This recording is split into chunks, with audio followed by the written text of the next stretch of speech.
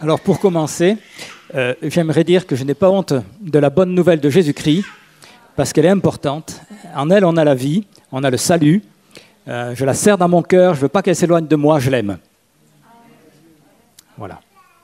Alors peut-être que vous aurez reconnu que j'ai pris des petits morceaux de la Bible et que je les ai collés les uns à côté des autres. Et je veux parler de la Bible et de l'autorité qu'elle a. Parce que moi, si je devais parler de la Bible, je prendrais d'autres mots, je ne dirais pas tout à fait comme ça. Mais bon, chacun a son style. Est-ce que vous avez reconnu les passages bibliques que j'ai pris? Peu importe. Mais moi, j'ai pris ça pour faire une belle déclaration. Belle ou pas belle, comme vous voulez. Mais en tout cas, c'est une déclaration d'amour envers la Bible, qui est la parole de Dieu, mais aussi de l'autorité qu'elle a. Et moi, j'aime la Bible et surtout ses auteurs. Il y en a 3 que j'affectionne particulièrement. Dieu le Père, Dieu le Fils, Dieu le Saint-Esprit. Il y en a d'autres qui sont pas mal. Hein. Il y a les grands auteurs comme Moïse, comme David, comme Ésaïe, puis il y en a d'autres. Osée, Joël, Amos, Abdias, Jonas, Michée, Naoum, Habakkuk, Sophonie, Agé, Zacharie. Vous avez reconnu les petits prophètes. Et puis il y a aussi Jude. Il est où Jude? Il est où Jude?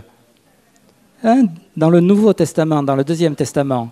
Juste avant l'Apocalypse. Est-ce que vous le lisez souvent? Si vous voulez lire un livre en entier et en peu de temps, vous lisez Jude. Voilà. Mais merci aussi à tous les scribes qui ont recopié fidèlement la Bible. Merci à Gutenberg qui a permis, avec l'impression de la Bible, de la diffuser partout. Tous ceux qui nous ont précédés, un grand merci.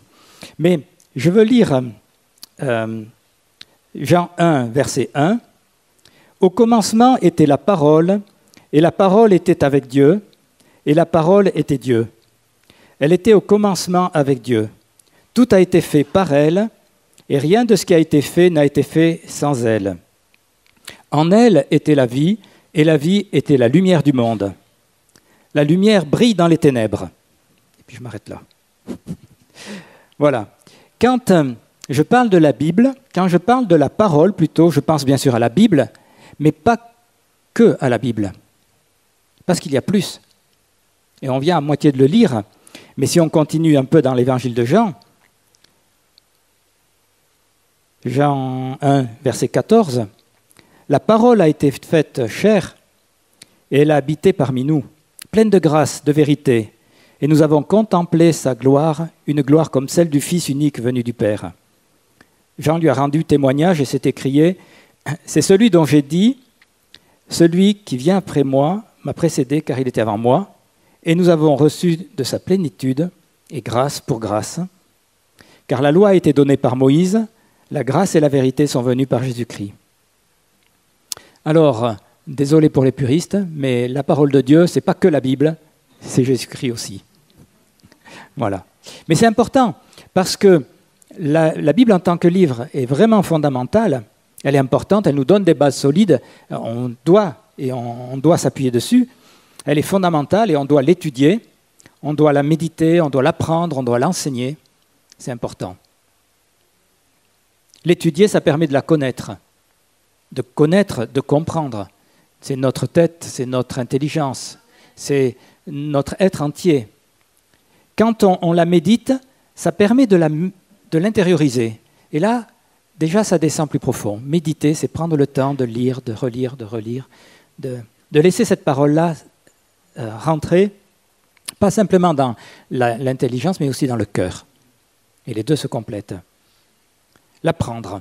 Quand vous apprenez par cœur des versets bibliques, eh bien ces versets, vous les apprenez, et vous les retenez. Et ça, c'est important. Et l'enseigner aussi. Parce que pour enseigner la Bible, bien, vous êtes obligé de l'étudier. Et quand vous la partagez à d'autres, je ne sais pas si ça vous fait comme ça, mais en tout cas moi oui, quand je l'enseigne, eh bien ça me reparle encore à nouveau. Et ça m'enseigne à moi aussi à nouveau. Et enseigner les rudiments, on a besoin de tout s'y mettre parce qu'il y a beaucoup de gens qui cherchent à connaître Dieu, qui cherchent à connaître la Bible. Eh bien moi je crois qu'on peut enseigner la Bible à des non-chrétiens comme à des nouveaux chrétiens, comme à des chrétiens qui connaissent le Seigneur depuis longtemps. Et on a besoin de le faire en sachant que cette parole est une parole vivante. La parole n'est pas figée une fois pour toutes. Dieu parle comme il veut, et il parle tantôt d'une manière, tantôt d'une autre. Et je crois que la Bible, il est important de la prendre et de la prendre en écoutant en même temps ce que dit le Seigneur et ce que dit le Saint-Esprit. Et je voudrais prendre comme exemple la prédication de Nicolas de la semaine dernière. Un exemple parmi tout ce qu'il a dit. Dans Matthieu 13, donc rappel ou information, il a prêché, entre autres, sur Matthieu 13, les paraboles, et sur une des paraboles que les disciples appellent la parabole de l'ivraie du champ. Matthieu 13, verset 36. Il laissa les foules, il entra dans la maison, ses disciples s'approchèrent de lui, ils lui dirent « Explique-nous la parabole de l'ivraie du champ ». Donc voilà, les disciples voient l'ivraie dans le champ. Ils voient ce qui ne va pas. Ils ont bien vu qu'il y avait de l'ivraie. Et ce qui ne va pas, et c'est vrai que le monde va mal. Hein. Les gens ne se préoccupent pas de Dieu, tout part à volo, c'est presque comme Sodome et Gomorrhe. Les lobbies veulent faire leur loi, il n'y a rien qui va. C'est vrai. C'est un regard.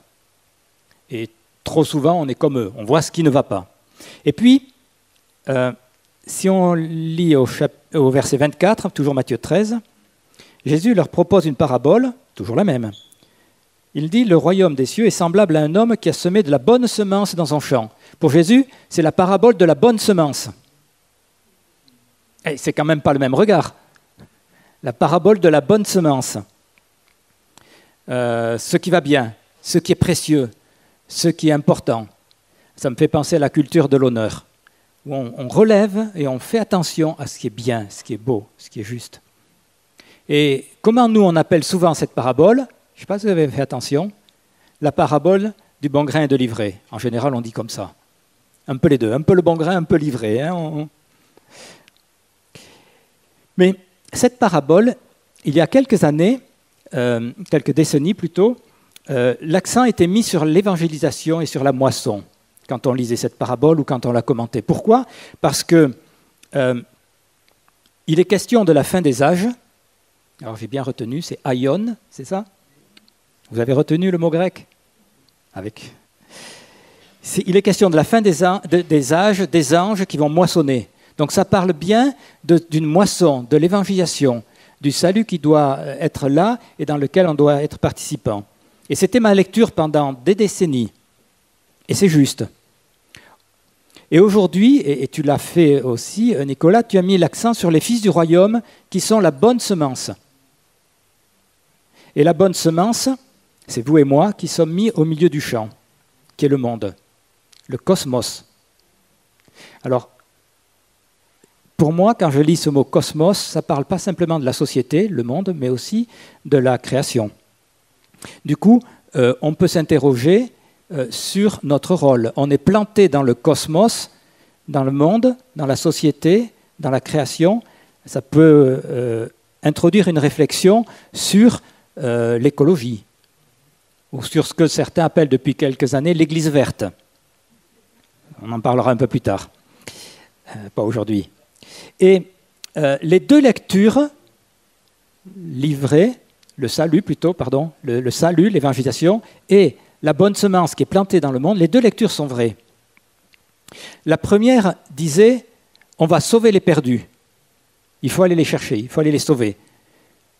Et en disant cela, il y a un sous-entendu, c'est qu'on n'est pas comme eux.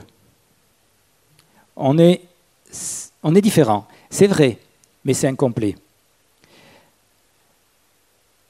Avec la deuxième lecture, on dit on est avec eux dans le même bateau. Et on est réellement mélangé à eux. Dans le même bateau, on y est et on est destiné à y vivre. Et leur destinée et notre destinée, c'est la même.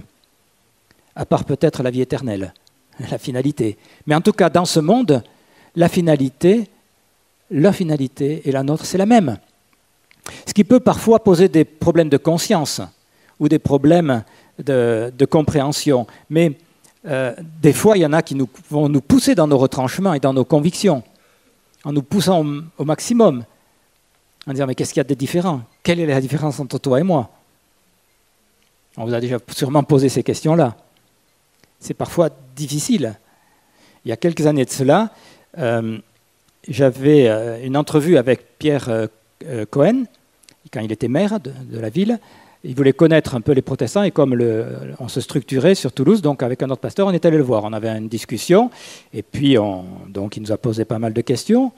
Et à un moment donné, comme c'était la période où il y avait les manifestations, le projet de la loi du mariage pour tous, et qu'il y avait la manif pour tous, il nous a posé la question « Et vous, les protestants, qu'est-ce que vous dites ?»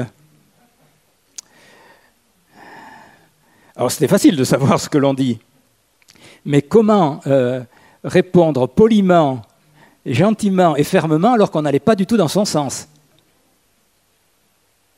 C'est des situations dans lesquelles on se retrouve et bon, nos valeurs sont parfois très différentes.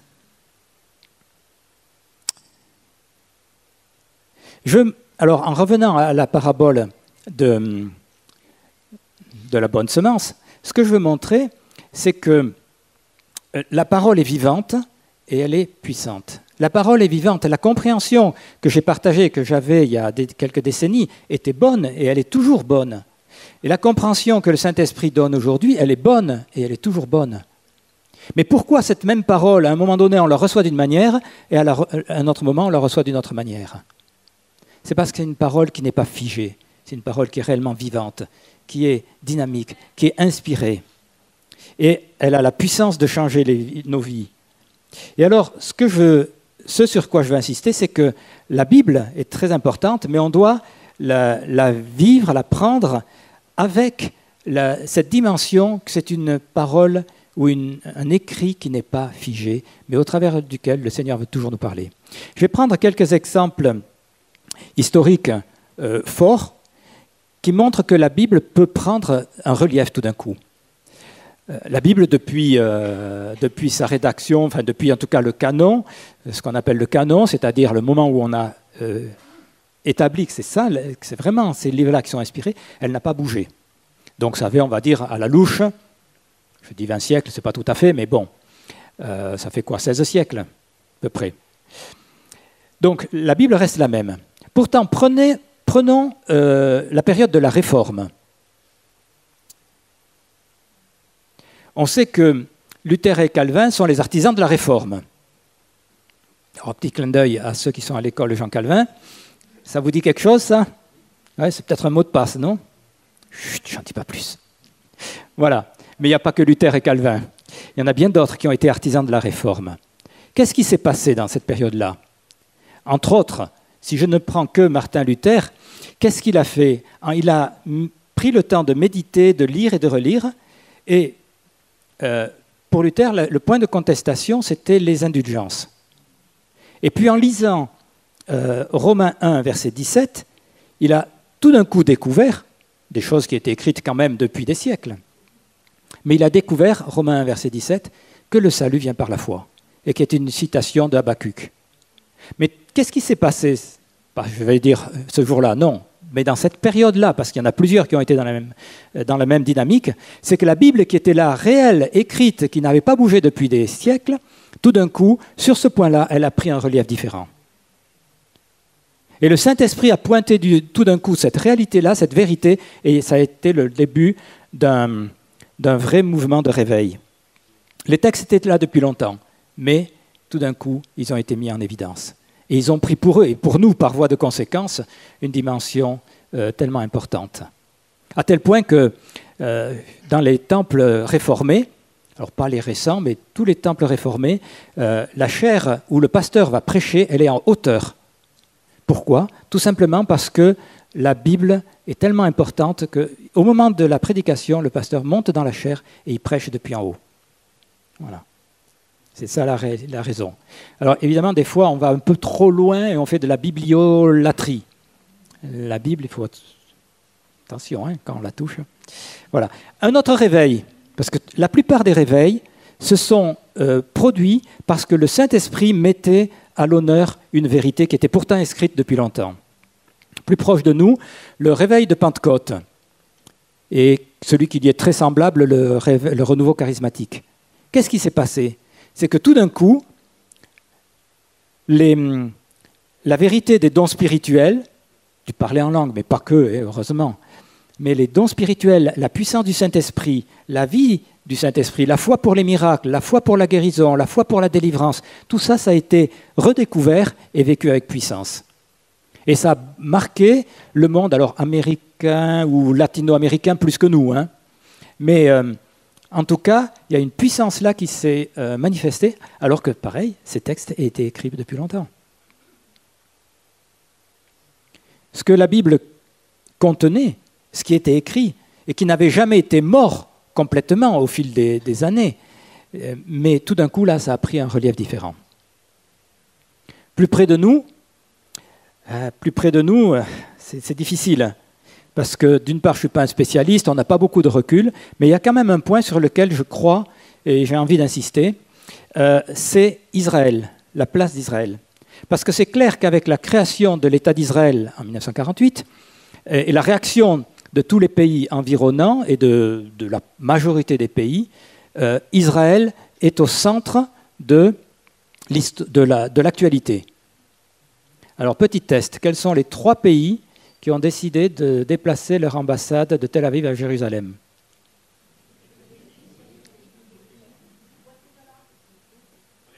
Voilà, États-Unis, Guatemala, Brésil. Bien. Mais, bon, ça c'est politique. Mais en tout cas, Israël, c'est un pays que l'on aime ou qui irrite, mais en tout cas, qui ne laisse pas indifférent. Et pendant des siècles, l'Église a considéré que les Juifs et Israël n'avaient pas accompli leur mission. Ce qui est un mensonge, mais c'est ce qu'on appelle aujourd'hui la théorie du remplacement ou de la substitution. C'est une grave erreur. Mais depuis 40 ans, 50 ans, on redécouvre tout d'un coup que la Bible contient, dans la lettre aux Romains, le chapitre 9, le chapitre 10, le chapitre 11, dans la lettre aux Éphésiens, le chapitre 2, le chapitre 3, mais ils sont là depuis longtemps. Ils n'ont pas été rajoutés ces dernières années. Mais tout d'un coup, on relit la Bible et on trouve que mais Dieu parle, et Dieu avait parlé. Et de plus en plus, on s'aperçoit que notre foi, elle a des racines juives, notre Messie, il était juif, que les apôtres, ils étaient juifs, que la majorité des rédacteurs des livres de la Bible étaient des juifs, à part un, si je ne me trompe pas, Luc, mais il me semble que tous les autres... qui a écrit la lettre aux Hébreux? On ne sait pas, mais enfin, c'est quasiment sûr que c'était un juif. Voilà. Mais en tout cas, Dieu n'a pas renié ses promesses, et les promesses qu'il avait faites à Israël, elles sont toujours vraies. Dieu ne l'a pas renié. Et nous, on est comme une branche greffée sur l'olivier. Voilà des réalités que l'on redécouvre, et que les chrétiens redécouvrent de plus en plus. Tout cela pour dire que la Bible, qui était et qui a toujours été la même, tout d'un coup, elle prend du relief. Et si on prenait les témoignages, parce que je crois que chacun d'entre nous en a de le vivre, on lit la Bible, et puis un jour, on relit un passage qu'on a déjà lu, et on le lit différemment. Pourquoi? Parce que le Saint-Esprit met l'accent dessus. Et tous ces textes-là sont paroles de Dieu, mais il y a des moments où ils deviennent une parole vivante, puissante et agissante, et qui transforme notre compréhension, qui transforme notre vie parfois. Alors, donc je vais insister là-dessus, c'est qu'il faut lire la Bible avec le Saint-Esprit. Et je me mélange.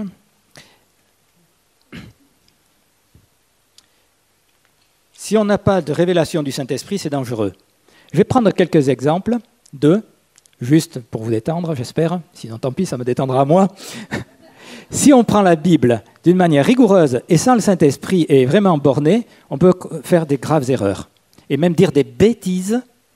Par exemple, la Bible affirme qu'il n'y a pas de Dieu. 2 fois. Psaume 14, verset 1, Psaume 53, verset 1. Dans les 2 cas, le texte dit « L'insensé dit en son cœur, ouvrez les guillemets, il n'y a point de Dieu. » Fermez les guillemets. Si je prends qu'une partie, je dis une bêtise, une ânerie. Bon, ça ne vous fait pas rire, tant pis. Autre chose. Prenons la question de l'esclavage, c'est beaucoup plus sérieux. L'esclavage, pendant des siècles, on a justifié l'esclavage à partir de certains textes bibliques. À la fois parce que c'était dans l'air du temps, on va dire, malheureusement, ça arrangeait bien certains, mais en même temps, une certaine lecture de la lettre de Paul à Philémon, certains l'ont pris pour justifier l'esclavage. Et malheureusement, il y a des protestants célèbres qui ont fait le commerce triangulaire à partir de Bordeaux. Mais c'est aussi à partir de la Bible que d'autres chrétiens ont dit mais on doit abolir l'esclavage et qu'il a été aboli, en tout cas en théorie. Donc voilà, quand on prend la Bible d'une manière figée, stricte, ou pour lui faire dire ce que nous on veut, eh bien il y a danger. Donc c'est pour ça que j'insiste, lisons la Bible avec la puissance du Saint-Esprit, avec l'éclairage du Saint-Esprit, en écoutant le texte, mais en écoutant ce que le Saint-Esprit nous dit aussi. Et quand on parle de prophétie ou de paroles prophétiques ou de la vie prophétique, eh bien les deux doivent être là, doivent se mélanger. C'est la parole écrite et la parole révélée. Comment Jésus s'y est pris avec les Écritures? Alors les Écritures de son temps. Je pense qu'il me manque une feuille.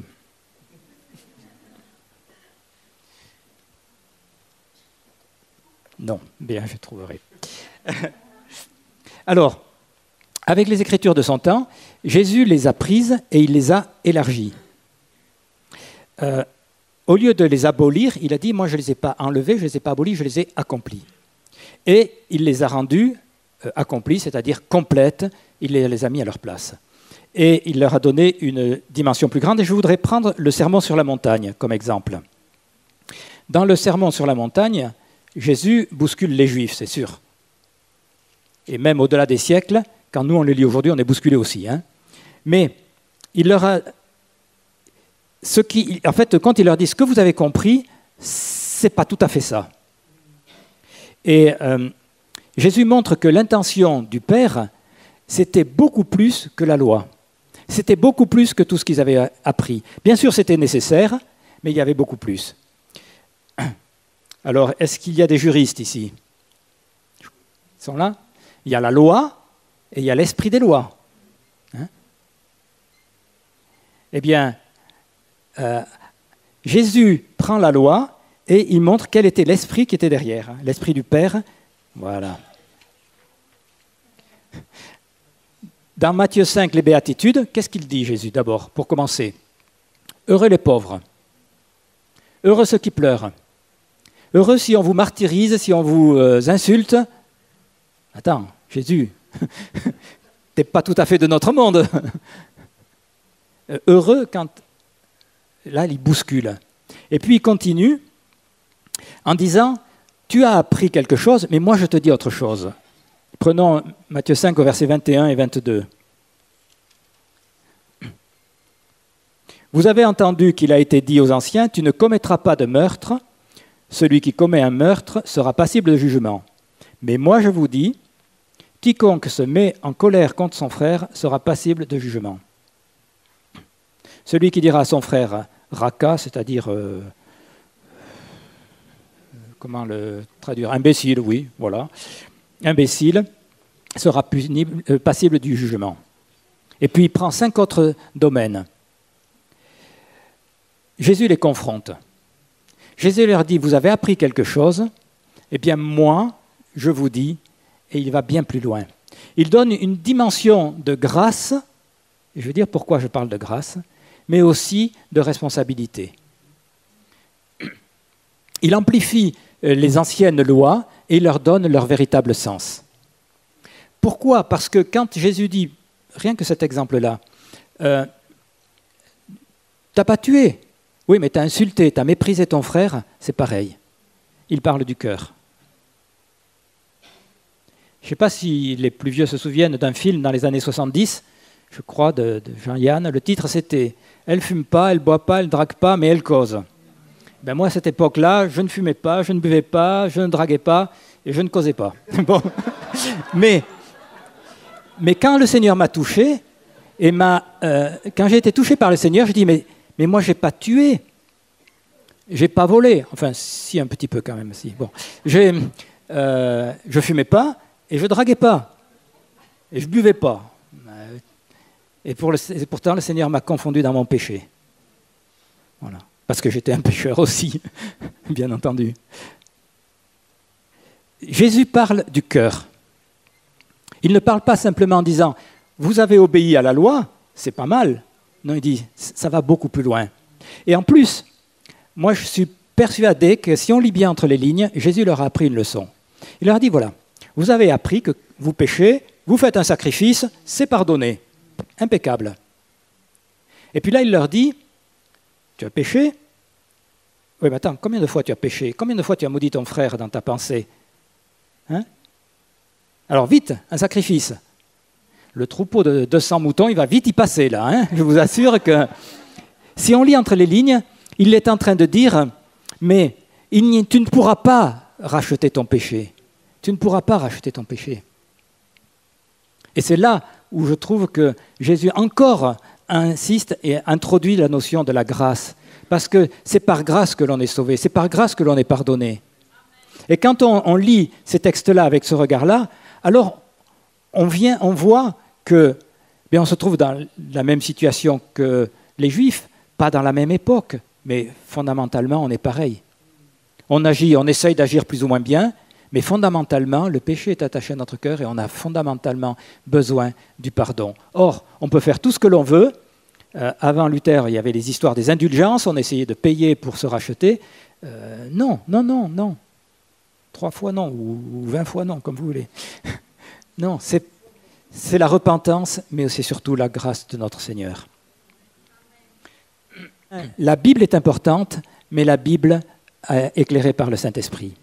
Et comme conclusion, allez, je vais vous dire, ne lisez pas la Bible. Lisez la Bible avec le Saint-Esprit. Voilà. Dans Hébreux 4, au verset 12, il est dit « La parole de Dieu, elle est efficace, elle est vivante et efficace, elle est plus acérée qu'aucune épée à double tranchant. Elle pénètre jusqu'à la division de l'âme et de l'esprit, des jointures et des moelles. Elle juge les sentiments et les pensées du cœur. » Eh bien, c'est cette parole-là, éclairée par le Saint-Esprit, que l'on a besoin d'accueillir, de laisser pénétrer dans notre vie, séparer esprit et âme, mettre la lumière, la véritable lumière, accomplir son œuvre, révéler des choses qu'on n'a pas connues, mais surtout être puissante et efficace. C'est une parole vivante et on doit l'accueillir et la recevoir. Et c'est cela que je voulais simplement vous laisser et me laisser, que l'on lise la Bible avec ce regard-là, c'est qu'elle a besoin d'être vivante, c'est-à-dire actualisée dans certains cas, pas simplement un texte écrit une fois pour toutes, mais aussi puissante, c'est-à-dire qu'elle va agir. Si je lis la Bible et que, ciao, je passe à autre chose, et que j'oublie tout ce qui est écrit, ça ne sert strictement à rien. À part peut-être ma conscience qui de temps en temps sera... Non, je dois lire la Bible, la prendre au sérieux, et vivre, et laisser la puissance de la vie qui est en elle me toucher. Et n'oublions pas que la parole que je l'ai lue au début, eh bien c'est Jésus-Christ.